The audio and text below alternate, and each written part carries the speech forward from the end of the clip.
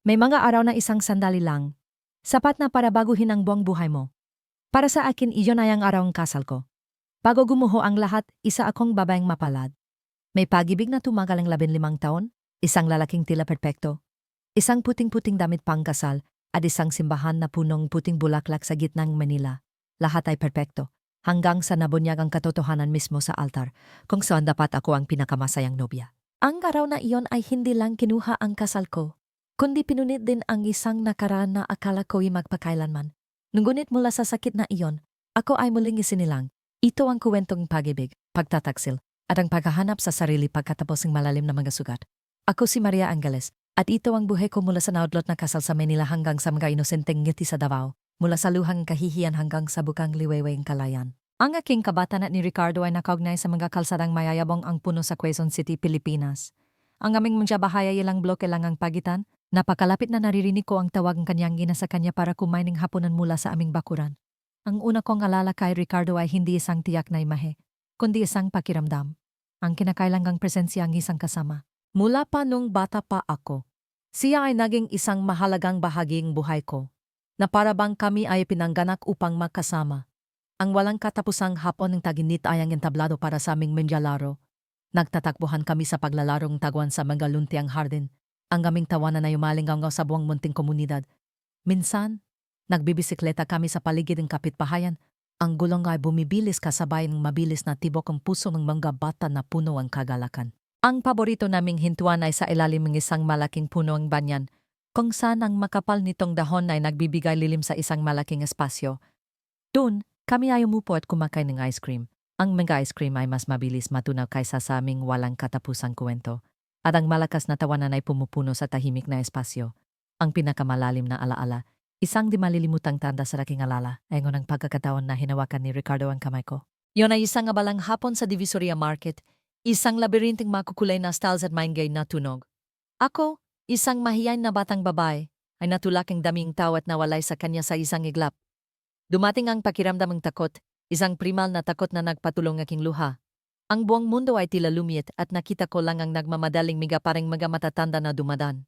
Ang luha ay nagsimula ng umagos sa aking pisngi ng bigla. Naramdaman ko ang isang maliit ngunit mainit at determinado na kamay na humigpit sa aking kamay. Si Ricardo iyon. Ang paghawak na iyon ay hindi lang simpleng paghahanap sa akin, kundi higit pa sa isang panggako. Isang hindi nakikitang panggako na palagi siyang naroon. Isang ligtas na kanlunggan sa gitna ng mga alon ng buhay.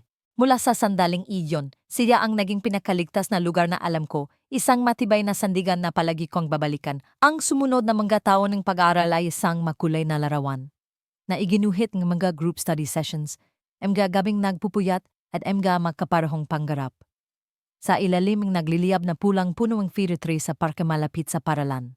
Sabay naming inaral ang aming mga aralin, at sabay naming pinag-isipan ang mga mahirap na problema sa matematika. Si Ricardo, na palaging matiyag at matalino, ay di mabilang na basis na ipinaliwanag sa akin ang komplikadong formula ng physics na hindi ko maintindihan. Siya ay hindi lang isang magaling na kamag-aral, kundi isang confident din. Ang unang tao na pinakatiwalaan ko para ibahagi ang aking pinaka-inosenteng pangarap. Ang panandaliang kalungkutan ng pagbibinata, at maging ang malilit na sikreto na itinago ko sa aking puso, na hindi ko nagawang sabihin sa iba. Ang aming pagmamahalan ay lumago sa paglipas ng mga taon. Natural na parang paghinga, malalim at matatag na parang ugatang puno na nakakapit sa lupa na hindi matitinag. Nang sabay naming natanggap ang aming admission letter sa Ateneo University, ang pinakaprestihiyosong paralan sa Pilipinas, pakiramdam namin ay bumubukas ang buong mundo sa aming harapan. Iyon ay isang sandaling suktulang kagalakan at walang limitasyong pag-asa. Ang mga taon sa kolehiyo ang pinakamagandang panahon, kung saan ang aming pagmamahalan ay hindi na lang pang-kolehiyo kundi talagang namukadkad, romantiko at punong panggako para sa isang maliwanag na kinabukasan. Ginugol namin ang oras sa paglalakad sa ilalim ng buwan sa mga lumang cobblestone na kalsadang paralan. Magkahawak kamay. Bumubulong ang walang katapusang kuwento. Makasama kaming nag-aral sa mahabang gabi ng pagsubok. Ang matapang na kape at masarap na tawanan ay nakatulong sa amin na lampasan ang stress. Ang mga weekend getaway kasama ang mga kaibigan ay punong tawanan at di malilimutang alaala na nagpatingkad din sa aming pagmamahalan. Si Ricardo ang aking soulmate, palaging sumusuporta sa lahat ng aking hilig, lalo na ang aking pagnanais na gumawa ang social work. Palagi siyang nagtitiwala sa akin at hinihikayat akong sundin ang mga pinaniniwalaan ko. Sabi niya, Ako ang pinakamalaking inspirasyon niya na magkasama naming bubuin ang isang mainit na tahanan kung saan ang tawanan ng mga bata ay umaalinggaw sa bawat silid. Nagpinta siya ang isang larawan ng hinaharap kung saan kami ay isang masayang maliit na pamilya. Nasabay na nilalampasan ang lahat ng hirap at nagbabahaging bawat sandali. Ganap akong nagtiwala sa panggakong iyon na naniniwala na ang aming pagmamahalan ay magpakailanman na walang makakapaghiwalay. Iyon ay isang matibay na paniniwala na binuo sa 15 taon ng pagiging magkasama mula sa matatamis na alaala at taos pusong mga panggako. Hindi ko kailanman inakala na isang araw ang perpektong larawan na iyon ay mapupunit. Pagkatapos ng pagtatapos sa Ateneo University, ang karera ni na Ricardo at ako ay nakahiwalay ng landas na tila magkaiba, ngunit pareho kaming may apoyng hilig at pagnanais na magambag. Si Ricardo, sa kanyang likas na talino at estratehikong pananaw, ay mabilis na nagpakita ng kahusayan sa larangan ng negosyo. Nagsimula siya sa isang maliit na opisina na may ilang empleyado lang sa simula. Ito ay isang maliit na espasyo sa labas ng Makati, na may lumang mga lamesa at kumukutitap na fluorescent lights. Ibinuhos niya ang kanyang puso, oras at enerhiya sa pagbuang pundasyon para sa kanyang pangarap. Maraming gabi, nagpupuyat siya, nag-aral ng merkado, nagpaplano ng negosyo at patuloy na naghahanap ng mga pagkakataon. Mula sa malilit na unang kontrata, unti-unti siyang lumaki, na nagpapatunay ang kanyang pambihirang kakayahan sa pamumuno at pamamahala. Unti-unti, sa tiyaga at walang tigil na pagsisikap, ginawa niya ang kanyang batang startup company sa isang malakas na korporasyon sa teknolohiya at real estate. Ang kanyang mga proyekto ay kumalat sa buong Manila, mula sa mga high-end na residential area sa Bonifacio Global City hanggang sa mga modernong office building sa Ortigas. Naging kilalang panggalan siya sa mundong negosyo, isang batang tycoon na puno ng kapangyarihan at impluensya. Patuloy siyang pinupuring media bilang isang modelo ng tagumpay at katalinuhan. Ang ningning ang kasikatan, kayamanan at kapangyarihan ay nakapalibot sa kanya na parang isang nagniningning na halo. Sa bawat paglabas niya sa mga kaganapan sa negosyo o sa mga pabalating magazine, ipinagmamalaki ko siya ang kasintahan na lumaki kasama ko mula pagkabata. Habang si Ricardo ay abala sa mapagkompetensyang mundong negosyo, natagpuan ko ang aking malalim na pagkahilig sa ibang landas. Mas tahimik ngunit hindi ganong makabuluhan. Pinili kong magtrabaho sa isang non-government organization, isang lugar kung saan direktang matutulungan ko ang mga nangangailangan. Nakatuon ang trabaho ko sa pagsuporta sa edukasyon at pagpapaunlad ang komunidad para sa mga batang mahirap. Araw-araw nakikipag-ugnayan ako sa mga bata na may malinaw na matang ngunit punong pagnanais para sa kaalaman, ang inosenteng nanggiti ng mga bata na nabubuhay sa mahirap na kalagayan. Ginugugol ko ang oras sa pagpunta sa malalayong nayon, sa masisikip na barong-barong, kung saan ang mga bata ay nagpupumilit araw-araw para makakain. Huwag nang banggitin ang pag-aral. Kasama ang aking mga kasamahan, bumubuo kami ng mga libreng programa sa pagtuturo, nagbibigay ng mga libro, kagamitan sa pag-aral, at maging masustansyang pagkain para sa mga bata. May mga araw na kailangan kong maglakad ng maraming oras sa maputik na kalsada sa ilalim ng matinding sikat ng araw, o duman sa malakas na ulan para makarating sa mga bata. Minsan napakahirap ang trabaho, nangangailangan ng pasensya at walang hanggang pagkahabag. Natuto akong makinig, maunawa ng mahihirap na kwentong mga bata at ang kanilang pamilya, at maghanap ng lahat ng paraan upang mabigyan silang mas maliwanag na kinabukasan. Ang ngiti at pasasalamat ng mga bata ang pinakamalaking inspirasyon na nagbibigay sa akin ng lakas araw-araw. Bagamat pareho kaming abala sa aming sariling landas, palagi kaming nagsisikap na maglaan ng oras para sa isa't isa. Si Ricardo, kahit na abala ang kanyang schedule sa mga pulong at business trips, ay palaging inuna ang aming mga date. Romantikong mga date sa tabing ilog ng Pasig, kung saan sabay naming pinapanood ang nagliliyab na paglubog ng araw at nagbabahagi ng mga kuwento tungkol sa isang arawang pagtatrabaho. Mga weekend trip sa Tagaytay, kung saan ang sariwang hangin at magandang tanawin ay nakakatulong sa amin na makatakas mula sa inggayang lungsod. O minsan, simpleng magkasama sa katahimikan, nakasandal sa balikat ng isa't isa. Nararamdaman ang kapayapaan at init mula sa bawat isa. Lahat ng ito ay mahahalagang bahagi, na maingat naming pinagyaman, na bumubuang isang matatag at malalim na larawan ng pag-ibig. Parehong labis na sumusuporta ang aming mga pamilya sa aming relasyon. Mahal na mahal ang aking mga magulang si Ricardo na parang tunay na anak, at madalas silang nakahanda ng kanyang paboritong pagkain tuwing bumibisita siya. Palagi nilang sinasabi na si Ricardo ay isang mabuting binata, isang perpektong asawa para sa akin. Sa paniging pamilya ni Ricardo, itinuturing din nila ako na miyembro ng kanilang pamilya at palagi nila akong tinatrato ng mainit at taos pusong pagmamahal. Ang lahat ng nakapaligid sa amin, mula sa malalapit na kaibigan hanggang sa mga kapitbahay, ay naniniwala na kami ay ipinangganak para sa isa't isa. Madalas nilang sinasabi na kami ay isang perpektong pares, isang kwentong pag-ibig na parang lumabas sa isang fairy tale. Ang paniniwalang iyon ay hindi lang sa amin, kundi sa lahat ng nakasaksi sa aming paglalakbay. Lalo akong naniwala sa isang ganap na masayang kinabukasan kasama si Ricardo. Iyon ang mga taon na naniniwala ako na ang aking buhay ay nakatagdang sumunod sa isang tuwid na landas, mapayapa at punong pag-ibig. Hindi ko alam na kahit sa pinakamasayang sandali, ang pinakamalaking kaganapan ay naghihintay sa unahan. Tapos na ako sa ikalawang bahagi. Ngayon ay magpapatuloy ako sa ikatlong bahagi. Ang mga kaganapan sa araw ng kasal. Dumating ang araw ng kasal. Maga sa umaga, nagising ako na may pakiramdam ang kagalakan na kumalat sa buong katawan ko. Ang sikat ng araw sa umaga ay sumisilip sa bintana, na lumilikan kumikinang na sinagang liwanag sa sahig. Ang puso ko ay bumibilis, isang tibok na sabik at balisa. Tumayo ako sa haraping salamin. Tinitingnan ang puting-puti kong damit pangkasal. Ang damit ay ginawa ng espesyal, na may pinyong hiwa na sumusunod sa raking payat na figura. Ang bawat malit na kristal na nakaborda sa damit ay kumikinang na parang mga bituin. Hindi lang ito isang damit, kundi ang inkarnasyon ng panggarap na pinanggarap ko sa lubang 15 taon. Ang aking itim na buhok ay mahusay na inayos, at inilagay dito ang mga puting-puting sampagwitan na may hamog pa, na naglalabas ng banayad, dalisay na amoy. Ang amoy na iyon ay humalo sa amoy ng makeup, na lumilikhang isang natatanging amoy ng mahalagang araw. Nakaupo sa malambot na upuan sa silid ng nobya, huminga ako ng malalim. Nagtaka ako kung ang kasal ba talaga ay matamis, romantiko, at punong ng mga kawili-wiling sorpresa tulad ng mga fairy tale na madalas ikuwento ng aking ina. O ito ba ay isang paglalakbay na punong pagsubok? Nanggangailangan ganing pasensya at kapatawaran. Ngunit pagkatapos, nangisipin ko si Ricardo, isang maliit na ngiti ang sumilay sa aking labi. Ganap akong nagtiwala na, kasama siya sa tabi ko. Sabay naming malalampasan ang lahat ng pagsubok at pagsubok sa buhay. Siya ang aking kaibigan, kasintahan, at magiging pinakamahusay na asawa. Ang tunog ng kampana ng simbahan ay umayaling gawanggaw na parang isang banal na imbitasyon. Mahigpit kong hinawakan ang aking bridal bouquet. Ang mga puting lili at mapusyaw na rosas na nakatali sa malambot na laso. Ang puso ko ay kumakabog na parang gustong lumabas sa aking dibdib. Ang aking ama, na may luha sa matang ngunit nagninining ang pagmamalaki, ay nakbayan ako. Pumulong siya sa aking tainga. Ang kanyang boses ay nanginginig ngunit punong pagmamahal.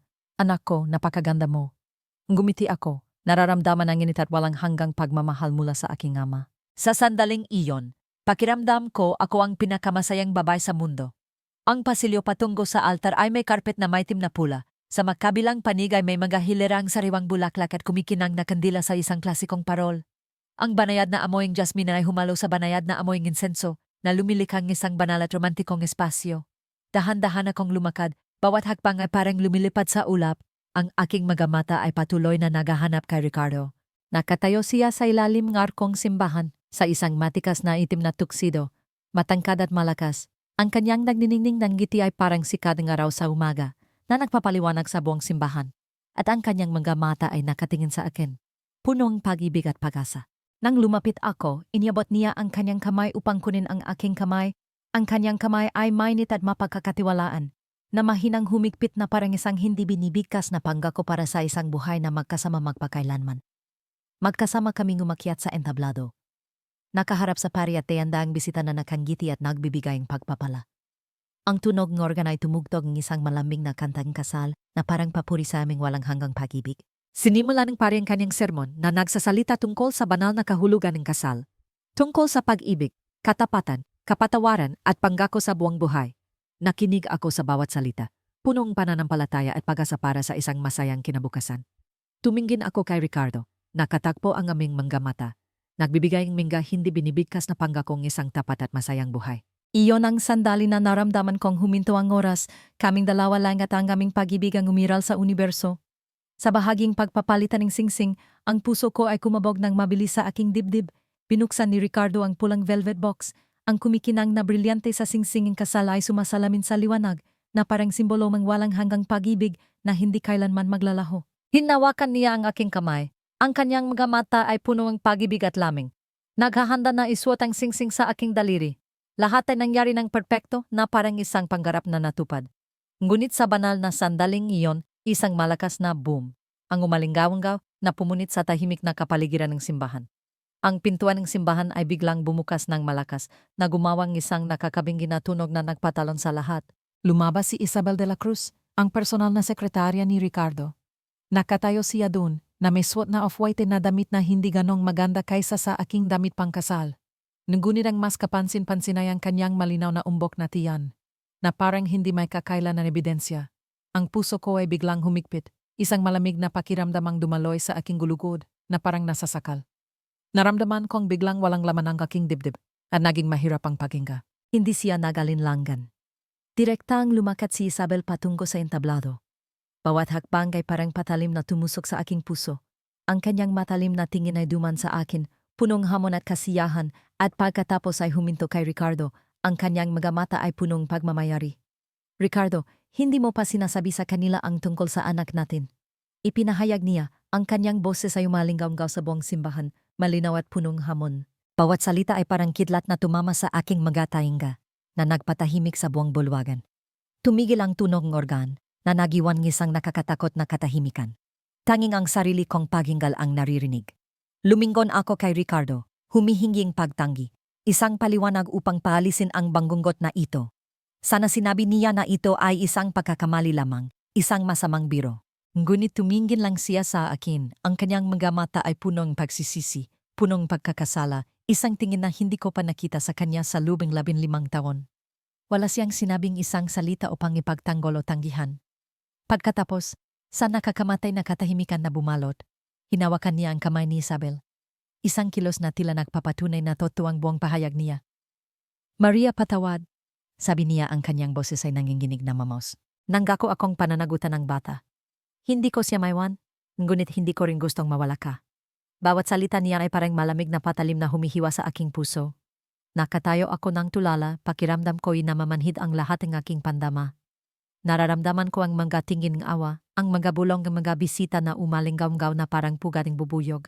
Ang 15 taong pangarap ng walang hanggang pag-ibig ng isang masayang kasal ay nawasak sa libu-libong piraso sa harap mismo ng aking mga mata. Ang aking ina, namumula sa galit at kahihiyan, ay mabilis na hinawakan ang aking kamay, bumubulong ng may pagmamadali. Halika na anak, huwag ka nang manatili dito. Gusto niya akong dalhin palayo sa impyernong ito, ngunit pinigilan ko ang aking ina. Isang kakaibang lakas ang bumanggon sa akin mula sa kaibuturan ng aking labis na nasasaktan na puso. Hindi iyon galit o put, kundi isang matatag na kaloban, isang pagpapahalaga sa sarili na hindi papayag na bumagsak ako dito. Huminga ako ng malalim, itinaas ang aking ulo, ang aking mga mata ay direktang nakatingin kina Ricardo at Isabel, nang walang anumang panginginig. Dahan-dahan kong inalis ang puting koronang bulaklak sa aking buhok at inilagay ito sa altar na parang isang kilosing pagtalikod sa lahat ng pati na pangarap, sa lahat ng pangako na naging usok. Kung gayon, ibigay mo sa kanya ang posisyon ng nobya.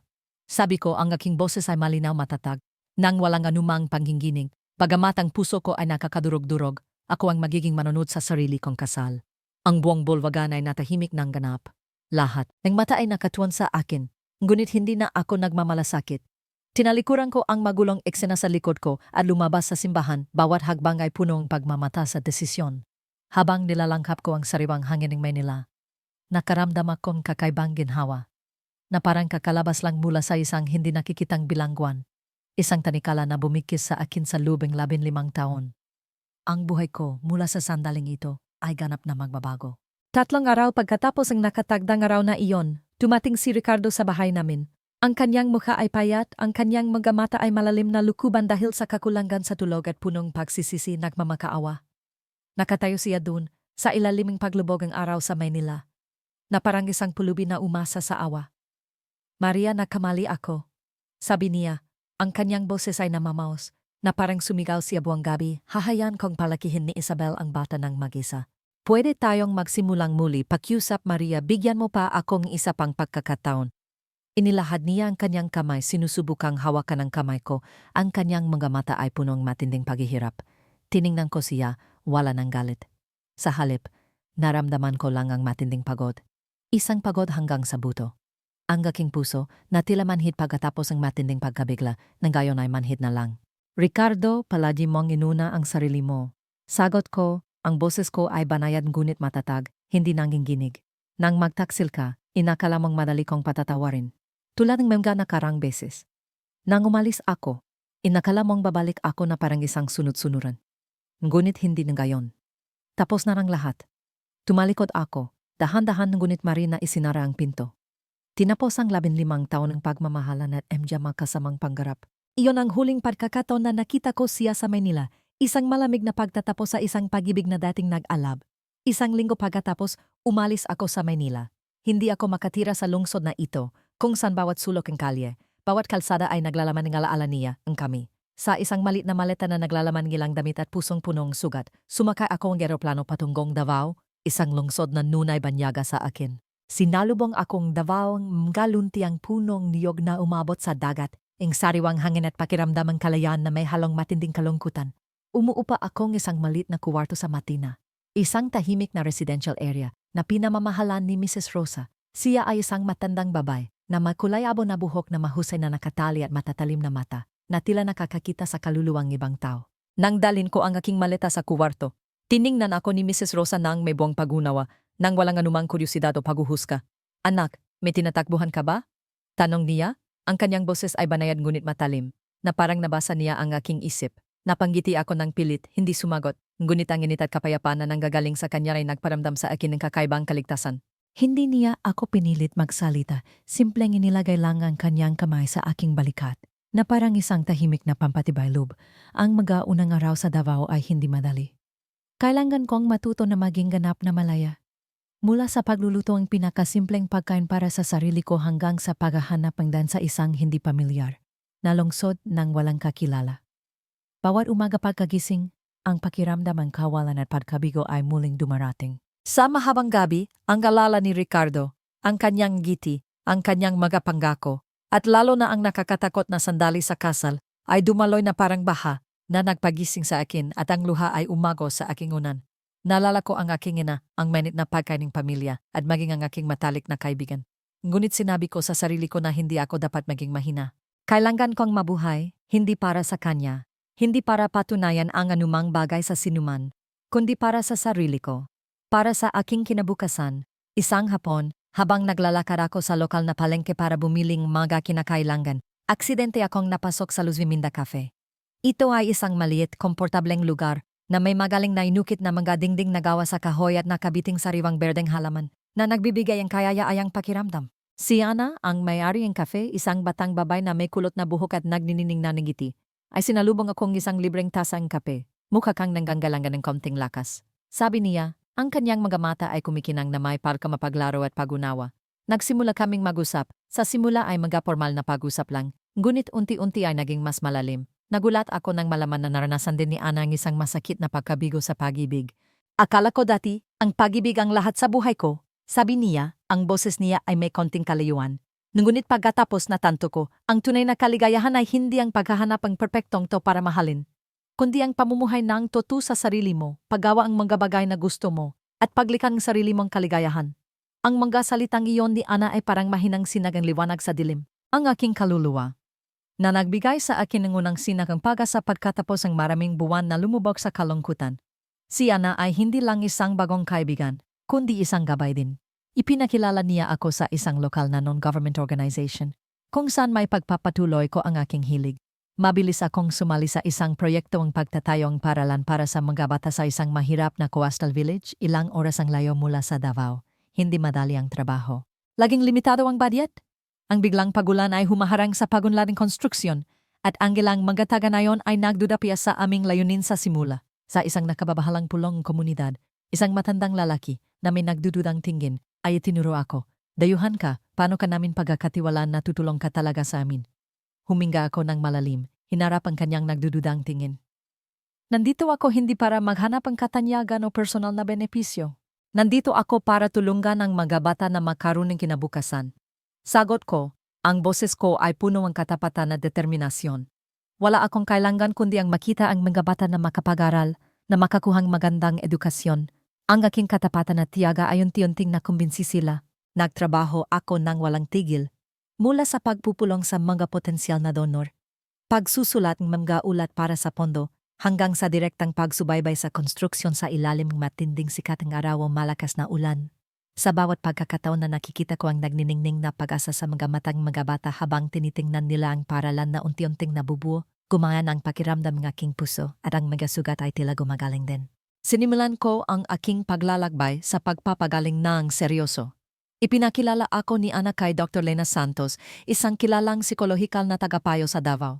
Si Dr. Santos ay may banayad ngunit malalim na boses, palaging alam kung paano magtanong ng mga tamang tanong, na tumutulong sa akin na harapin ang sakit, unti-unti mula sa pinakamalalim na sulok ng aking kaluluwa.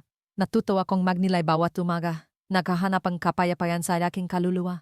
Nagbasa akong dandang libro tungkol sa life skills, kung paano malampasan ang pagkawala, kung paano mahalin ang sarili. Sumali rin ako sa mga online course upang mapabuti ang aking kaalaman at matuto ng mga bagong kasanayan. Sa prosesong ito, nakilala ko si Ben, isang masigasig na batang guro na kasama rin sa non-government organization. Palaging nagdadalang tawanan si Ben sa lahat sa kanyang mga nakakatawang kuwento at optimistang personalidad. Hindi lang siya tumulong sa akin sa trabaho, kundi madalas din siyang nagdadalang malilit na regalo at taos-pusong pampatibay loob. Sina Ana, Ben, at Mrs. Rosa ang mga kahanggang-hanggang taong ito ay naging bagong pamilya ko sa Davao. Tinulungan nila akong buuin muli ang aking pananampalataya sa buhay, sa mga tao at ang pinakamahalaga, sa sarili ko. Sinimulan kong mahalin ang pinakasimpleng bagay sa buhay, ang bulong na mag-aalon sa Davao tuwing umaga. Ang mabanggong amoy ng kape mula sa Luz Viminda Cafe. At ang inosente. Malinaw na matang mga bata sa klase. Ang buhay ko. Bagamat hindi na romantiko at marangya tulad ng dati, ay naging mas makabuluhan at totoo kaysa kailanman. 5 taon ang lumipas mula nang dumating ako sa Davao. 5 taon ay isang mahabang paglalakbay. Sapat na para sa akin na patatagin ang aking sarili mula sa isang mahina na batang babae na nalulunod sa sakit tungkol sa isang ganap na ibang babae. Wala na akong daladalang puto pagdurusa. Nandiyan pa rin ang mga peklat sa aking puso, ngunit kumupas na ang gayito. At naging patunay ng pagiging matatag sa halip na pabigat. Naging mas malakas ako, mas malaya, at punong positibong enerhiya na Maria. Pinamunuan ko ang malalaking proyekto sa non-government organization, iginagalang ng mga kasamahan at minamahaling dandan, libu-libong bata. Ang aking kagalakan ay hindi na nakasalalay sa isang relasyon, kundi nagmumula sa makabuluhang trabaho na ginagawa ko. Bawat hapon na nakatayo sa mataas na burol at nakatingin sa asul na dagat ng Davao, nalalangkap ang sariwang hangin sa dagat. Nararamdaman ko ang malalim na kapayapaan sa aking kaluluwa, isang kapayapaan na hindi ko kailanman nakuha nung mga nakaraang araw. Ang volunteer work ay hindi lang nakatulong sa akin na pagalingin ang aking mga sugat sa puso, kundi nagbigay din sa akin ng malinaw na layunin sa buhay. Natanto ko na ang tunay na kaligayahan ay hindi ang paghahanap ng isang lalaki para mahalin, kundi ang pagmamahal sa sarili. Pamumuhay ng buo sa bawat sandali at paglikang halaga para sa komunidad.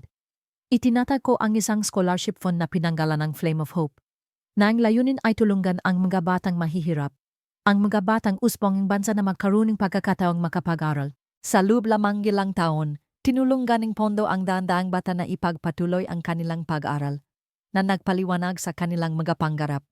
Isang nakataktang araw, sa isang international conference tungkol sa sustainable development na ginanap sa Singapore, nakilala ko si Daniel Lim. Siya ay isang Canadian-Asian landscape architect na may kalmadong hitsura, mainit na mata, at taos puso, kaya ayang ngiti. Mula sa unang pag-usap pa lang, naramdaman ko na ang pagkakaiba kay Daniel. Hindi niya sinubukang magpa-impreso sundan ako ng agresibo. Nakikinig lang siya sa akin habang nagkukuwento ako tungkol sa trabaho, tungkol sa mga bata, tungkol sa aking mga pangarap ng may tunay na interes. Nag-usap kami ng ilang oras, hindi tungkol sa pagmamahalan, kundi tungkol sa mga isyong panlipunan, tungkol sa kung paano lumika ang isang mas mahusay na mundo. Si Daniel ay mayroon ding malalim na pagkahilig sa social work. Nagkuwento siya tungkol sa mga proyektong pagdidisenyong mga pampublikong espasyo para sa mga mahihirap na komunidad sa buong mundo. Natagpuan namin sa isa't isa ang pagkakaparehong kaluluwa, isang hindi nakikitang ngunit malakas na koneksyon. Pagkatapos ng kumperensya, nanatili kaming magkaugnay, madalas na nagpapalitan ng email at video calls. Unti-unti, ang mga pag-usap sa trabaho ay naging personal na pagbabahagi tungkol sa buhay, tungkol sa pinakamalalim na pag-isip. Ang aming relasyon ay dahan-dahang lumago, natural na parang agos ngilog sa mga batuhan. Hindi ito pag-ibig sa unang tingin o matinding atraksyon sa simula, kundi binuo sa pundasyon ng pagalang, pagunawa at pagtitiwala sa isa't isa. Hindi niya ako pinilit, kundi tahimik lang na sumama, na parang isang sulmate. Si Daniel lang ang tanging tao na naramdaman kong maaari kong ibahagi ang aking nakaraang kwento ng hindi natatakot na husgahan o kawan. Nakikinig siya sa akin habang nagkukuwento ako tungkol kay Ricardo. Tungkol sa nakatagtang kasal na iyon, nang may pasensya at pakikiramay. Hindi niya ipinahayag ang galit o pagbatikos kay Ricardo. Simpleng inilagay lang niya ang kanyang kamay sa aking balikat at sinabi, "Naiintindihan ko. Napakalakas mo para malampasan iyan. Magkasama naming isinagawa ang isang bagong proyekto, ang pagtatayong isang community park sa isang barong-barong sa Davao. Iyon ay isang mapanubok na proyekto. Nang ang proyekto ay nakaranas ng malaking balakid dahil sa lokal na katiwalian, na naging sanhing paghintong pondo at pagkaantalang trabaho. Nawalan akong pag-asa. Minsan gusto kong sumuko. Ngunit nandun si Daniel, mahigpit na hawak ang kamay ko. "Magagawa natin ito, Maria," sabi niya. Ang kanyang mga mata ay matatag na nakatingin sa akin. "Magagawa natin ito dahil naniniwala tayo sa halaga nito. Naniniwala tayo sa mga bata na magkakaroon ng lugar upang maglaro upang lumaki." Ang kanyang pagiging matatag, kalmado, at pananampalataya ay nagbigay sa akin ng lakas na tumulong sa akin na malampasan ang mga paghihirap. Magkasama naming naghanap ng paraan upang malutas ang problema, mula sa pagiging karagdagang pondo hanggang sa pagharap sa mga humahadlang na puwersa.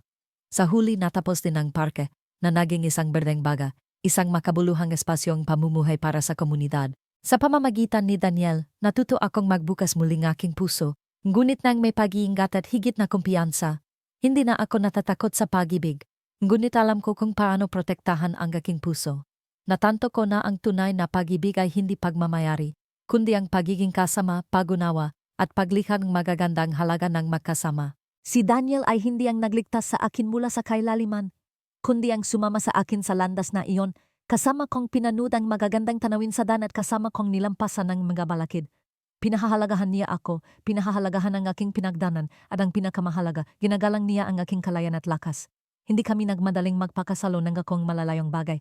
Ang aming relasyon ay isang sinasadyang pagpipilian na binuo sa tiwala at magkaparehong halaga. Si Daniel ang nagbigay ng kapayapaan, init at isang pakiramdam ng kaligtasan na akala ko'y hindi ko na kailanman mahahanap. Hindi niya pinunan ang kawalan ni Ricardo, ngunit nagbigay siyang isang bagong espasyo, kung saan ako ay naging sarili ko, minamahal at nakapag-ambag. Naalala ko pa rin nang malinaw ang araw na umalis ako sa Maynila, ang puso ko ay parang tuyong bukid. Ngunit 5 taon pagkatapos, nakatayo sa harap ng dagat ng Davao, pinapanood ang paglubog ng araw kasama ang mga batang nagkukulitan sa aking panan. Natanto ko na ang dating nawasak ay naging lakas. Hindi na ako ang babae na naniniwala na ang pag-ibig ang lahat, kundi ang babae na naunawan na ang unang pag-ibig ay dapat sa sarili. Hindi ko kailangan ng isang lalaki para kumpletuhin ang aking buhay. Ngunit kung mayroong sinumang sasama sa akin sa mga makabuluhang bagay, handa akong sumama sa kanila tulad ng pinili ko si Daniel. Si Ricardo ngayon ay isang panggalan na lang sa nakaraan. At ako ay isang babae na alam kung ano ang gusto niya, kung ano ang kailangan niya, at matapang na namumuhay ayon dun. Kung tatanungin mo ako kung nagsisisi ako, hindi. Dahil sa mga bitak na iyon pumasok ang liwanag. At ako mismo ang nagpasya na lumabas sa dilim. Ngayon, bawat umaga na gumigising ako ay hindi na para maghangad na mahalin akong iba, kundi para patuloy na mahalin ang buhay. Mahalin ang mga tao sa paligid ko, at mahalin ang sarili ko sa salamin. Maria Angeles, isang babae na dating bumagsak at buwang pagmamalaking bumangon.